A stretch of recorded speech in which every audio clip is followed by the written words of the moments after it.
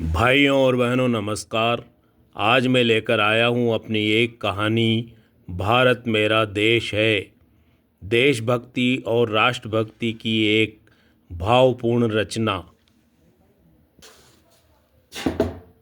दरवाजे पर दस्तक सुनकर वह जागा। आंखें खुली तो फूस की छत में उजाला चमकता हुआ दिखाई पड़ा। बाहर से आती हुई पक्षियों की कलरव सुनकर उसे सवेरा होने का एहसास हुआ। रजाई फेंककर वह उठ बैठा हुआ और दीवार के सहारे खड़ी बैसाखियों को आंखों में लगाकर खड़ा हो गया। जैसे ही उसने द्वार खोला, बूढ़े मास्टर अब्दुल रहमान जी को देखकर चौंक पड़ा। मास्टर जी ने एक क्षण उसकी नीरस आंखों में देखा और मुस्कुराकर बोले, आज 26 जनवरी है सुरेश, हमारा राष्ट्रीय पर्व गणतंत्र दिवस। हमेशा की तरह मैं उसी प्रयोजन से तुम्हारे पास आया हूँ। मास्टर जी की दृष्टि आंखों पर लगे चश्मे के मोटे शीशों में से निकलकर सूक्ष्मतापूर्वक उसके चेहरे पर उतरते चढ़ते भावों को पढ़ने लगी। उनके शब्दों ने उसके अंदर सोए हुए तूफान को जगा दिया। विचारों की लहरों ने अंतः मन में उथल पुथल मचा दी, लेकिन बैसाखियों के सहारे वह स्थिर खड़ा रहा, शांत और अविचल। मास्टर अब्दुल रहमान जी ने उसे फिर पुकारा, सुरेश, क्या सोच रहे हो? अब तो अपने काले अतीत को भूल जाओ। एक दुर्घटना के साथ कब तक घुट घुट कर मरते रहोगे तुम? मेरी बात मानो और तैयार हो जाओ। आज के समय में इस गांव व देश को तुम्हारी ज़रूरत है। यह सुनकर उसके होठों पर फीकी मुस्कान उभर आई। बैसाखियों के सहारे वह 2 कदम आगे बढ़ा और मास्टर जी के चरणों में नज़रें झुकाकर बोला, मेरे मन में आपके प्रति आज भी वही सम्मान है गुरुजी, लेकिन जो आप चाहते हैं अब मुझसे वह नहीं हो सकता है। उस दुर्घटना के साथ ही मेरे मन की समस्त भावनाएं मर चुकी हैं। आज मैं न रो सकता हूँ और न हंस सकता हूँ। मेरे जीवन में न कोई उत्साह रहा है और न ही कोई उमंग। आप मुझे क्षमा कर दीजिए गुरुजी। बोलते बोलते ही उसकी आवाज़ भारी हो गई, नज़रें ज़मीन में गड़ गई। मास्टर अब्दुल रहमान जी निराशा में डूबे हुए सुरेश की मलिन छवि को देखकर कांप गए। एक क्षण उन्होंने स्वयं को भी टूटता हुआ महसूस किया, लेकिन दूसरे ही क्षण वे संभल गए।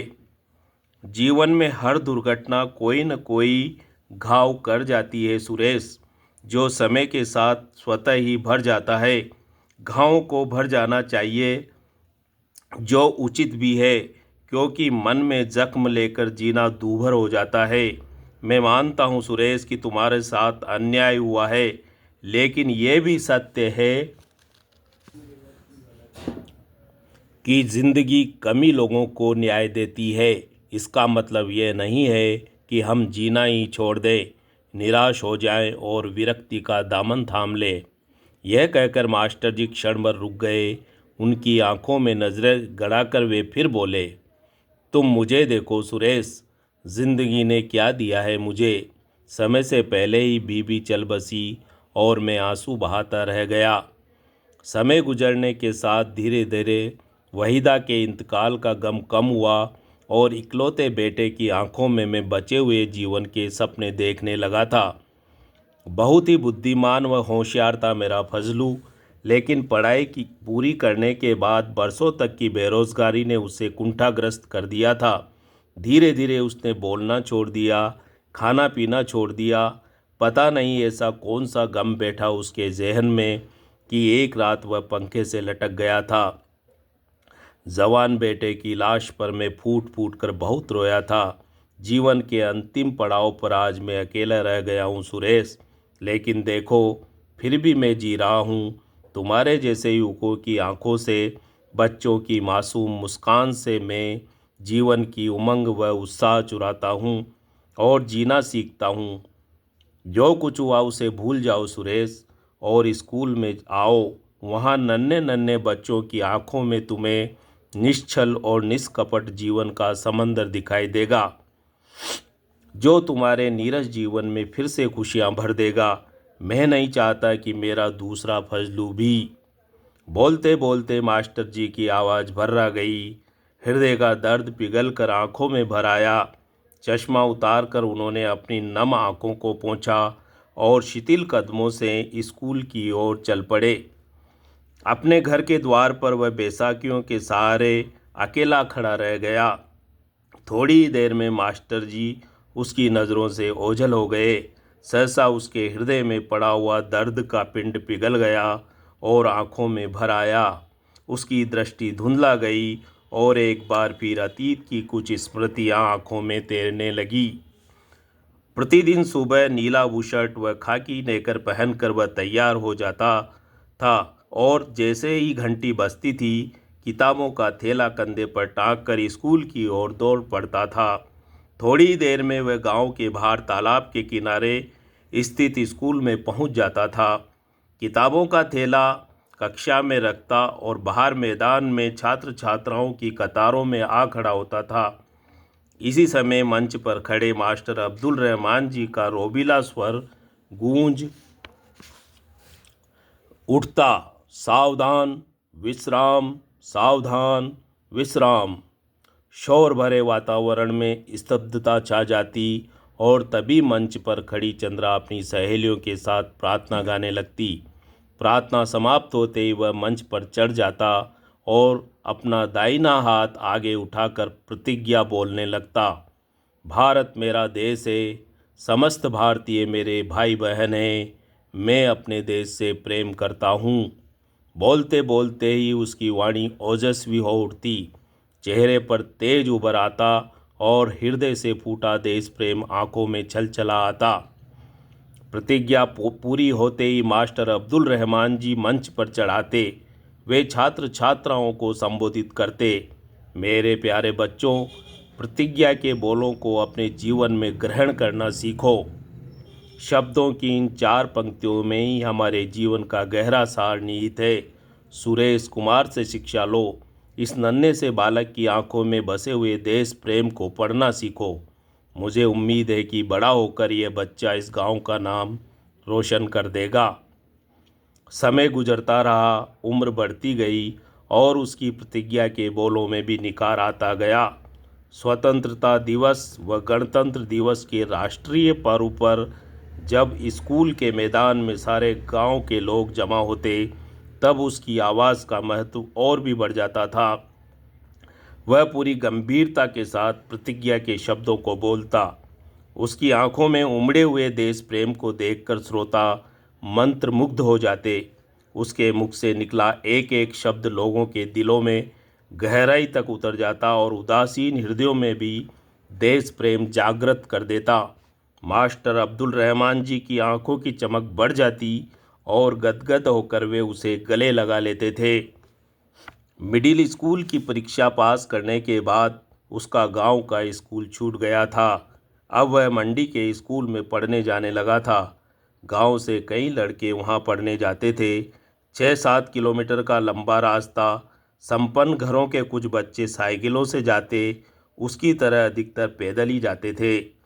गांव का स्कूल छूट गया था, परंतु उसके प्रति मास्टर अब्दुल रहमान जी का स्नेह नहीं छूटा था। अब वे हेड मास्टर बन गए थे। 15 अगस्त व 26 जनवरी के दिन वे उसे स्कूल में अवश्य आमंत्रित करते थे। मंच पर लगे माइक पर जब उसकी ओज भरी वाणी गूंजती, तो स्कूल के मैदान में उपस्थित जन जन के मन में देश प्रेम हिलोरे भरने लगता था। उस वर्ष जब वह 10वीं कक्षा की बोर्ड की परीक्षा में प्रथम श्रेणी में पास हुआ था, तब पूरे गांव में उसका नाम हो गया था। मंडी के स्कूल में वह तीसरे स्थान पर रहा था। माँ व बाबा खुश हो गए थे।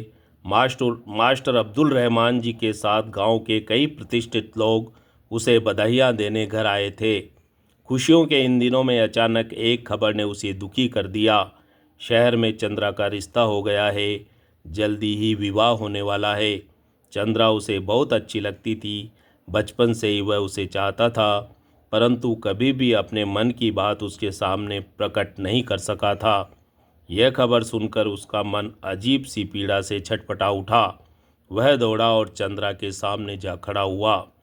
बोलो सुरेश, क्या बात है? तुम क्या कहना चाहते हो? चंद्रा का प्रश्न बार बार उसके कानों में टकराता रहा। उसकी दृष्टि चंद्रा की आंखों में अटक गई। हृदय की धड़कन तेज हो गई। चंद्रा के आगे उसकी जुबान नहीं खुल सकी।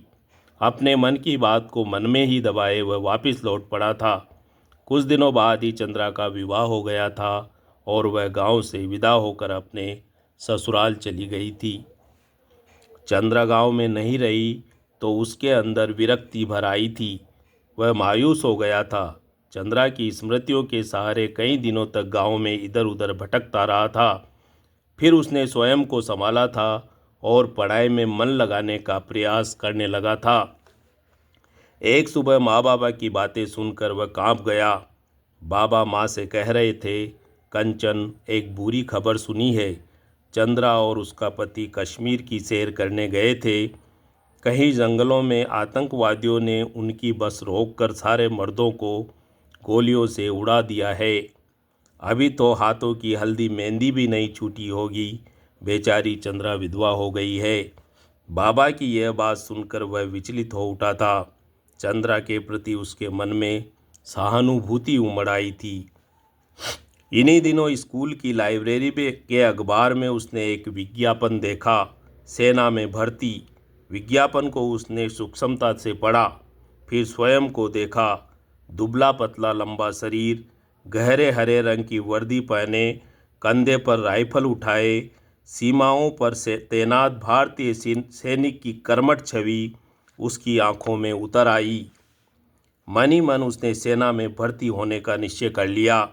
सेना में भर्ती होकर वह चंद्रा के पति के हत्यारे आतंकवादियों से भी बदला ले सकता है। यह बात दिमाग में आते ही उसके अंदर हर्ष की लहर दौड़ गई और वह जयपुर जाने की तैयारी करने लगा। सेना के भर्ती दफ्तर में लड़कों की विशाल भीड़ जमा हो गई थी। कोई कह रहा था लोगों में गजब की देशभक्ति जागी है।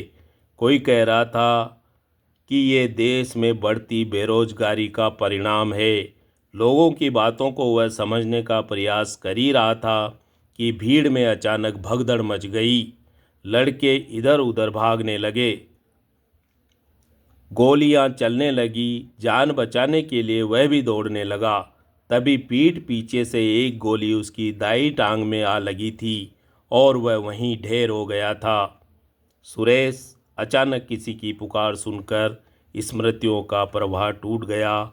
अतीत से निकलकर वह वर्तमान में लौट आया और सामने चंद्रा को खड़ी देखकर चौंक पड़ा।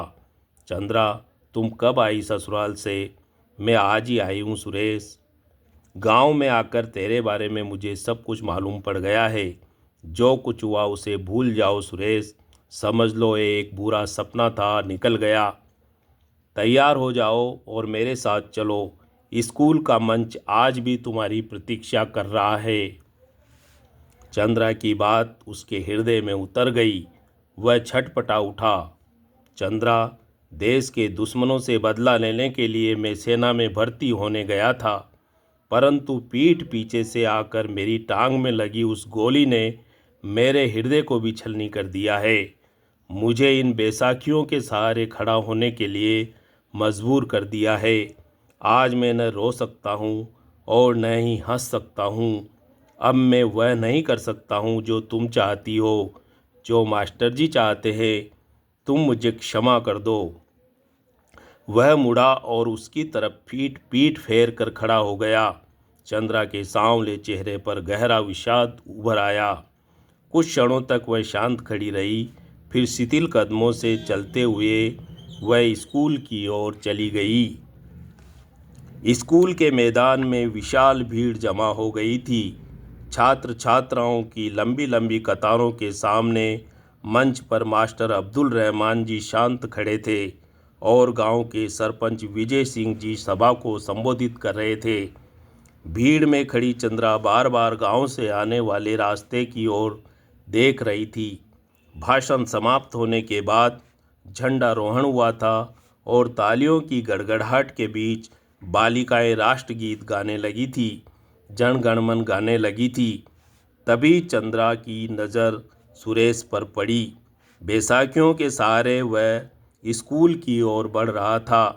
अपने प्यारे शिष्य को देखकर मास्टर जी गदगद हो गए। आगे बढ़कर उन्होंने मंच पर सुरेश का स्वागत किया। सम्मान के साथ वे उसे माइक पर ले गए। बैसाखियों के सहारे सुरेश कुछ क्षणों तक शांत खड़ा रहा। फिर उसकी नज़रें सामने लहराते हुए तिरंगे पर जा टिकी। उसकी आंखें चमक उठी और माइक पर उसकी ओजस्वी वाणी गूंज उठी। भारत मेरा देश है, मैं अपने देश से प्रेम करता हूँ। तो भाइयों और बहनों, ये थी कहानी भारत मेरा देश है। ऐसी ही एक और कहानी लेकर मैं फिर शीघ्र ही आपके बीच हाजिर होऊंगा। धन्यवाद।